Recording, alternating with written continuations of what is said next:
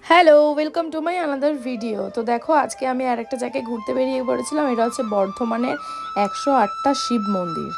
হ্যাঁ, মন্দিরে আমার যেহেতু আগে একবার যাওয়া হয়ে গেছে, বাট আমি কোনো ভিডিও ব্লগ করিনি, তাই দ্বিতীয়বার আবার গেলাম, তো তখন তাই তোমাদের সাথে শেয়ার করছি।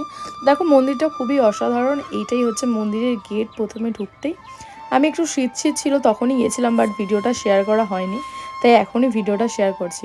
এই দেখো মন্দিরের পুরো ভেতরে ঢুকে গেছি। প্রথমেই ঢুকে এই পাশেও দুটো শিব মন্দির, ওই পাশেও দুটো শিব মন্দির, আর পুরো রাউন্ডটা ধরে ১০৮টা, তো বুঝতে পারছো মানে বিশাল বড়, আর বিশাল বড় মন্দির। তো দেখো প্রথমে এখানে শিব পুজো হচ্ছিলো, এখানে আমি গেলাম, দেখলাম, প্রত্যেকটা বাবার নাম পড়ছিলাম আর যাচ্ছিলাম, তাই তোমাদের সাথে শেয়ার করে নিলাম। দেখো এখানে হচ্ছে যে যার মনস্কামনা পূরণের জন্য এই গাছটাতে সবাই বাঁধে। আর এখানে একটা বড় শিব আছে আর নন্দী তাকিয়ে আছে শিবের দিকে, সেটাও তোমাদেরকে দেখালাম। আর এখানটা আমি জানি না এটা অ্যাকচুয়ালি কি, অনেকগুলো ঘন্টা একসাথে রাখা, আমিও তো এই বাজাতে বাজাতে যাচ্ছিলাম।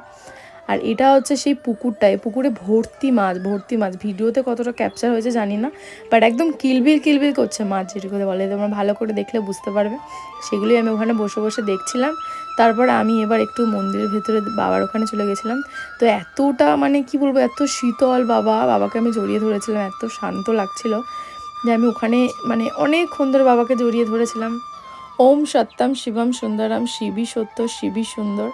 তো বাবাকে প্রণাম করে আমরা চলে গেছিলাম ওখানে আরও একটু দেখতে। দেখো এখানে একটা নীল কমল ফুটেছিল, বিষ্ণু ওখানে উপরে নারায়ণ ছিল আর নিচে নীল কমলটা ফুটেছিল, এত সুন্দর লাগছিল যে এই করছে। আর এটা হচ্ছে মা অন্নপূর্ণার মন্দির, তো এখানে মা অন্নপূর্ণাকে দেখাচ্ছি। দেখো তারপর নন্দীদেবের কাছে চলে গেছিলাম, ওখানে একটু প্রে করছিলাম। তারপরে এটা পুজো দেওয়ার জন্য আমরা একটা ডালা কিনেছিলাম। তারপরে আবার তোমাকে পুকুরের এই পাশ থেকে পুরো মন্দিরগুলোর ভিউটা দেখাচ্ছিলাম যে কেমন লাগছিল। দেখো খুব সুন্দর, অসাধারণ লাগছিল। আর ওখানে জায়গাটায় মানে প্রচুর গাছপালা ভর্তি, তো জলেও সেই শ্যাডোগুলো পড়েছে, খুব ভালো লাগছিল। ব্যাস তারপরে বাবাকে প্রণাম করে আমি একটু ভিডিও ফটো তুলে ওখান থেকে রওনা হয়ে গেলাম। বাই, দেখাবো অন্য কোনো ভিডিওতে। ভালো থেকো সবাই।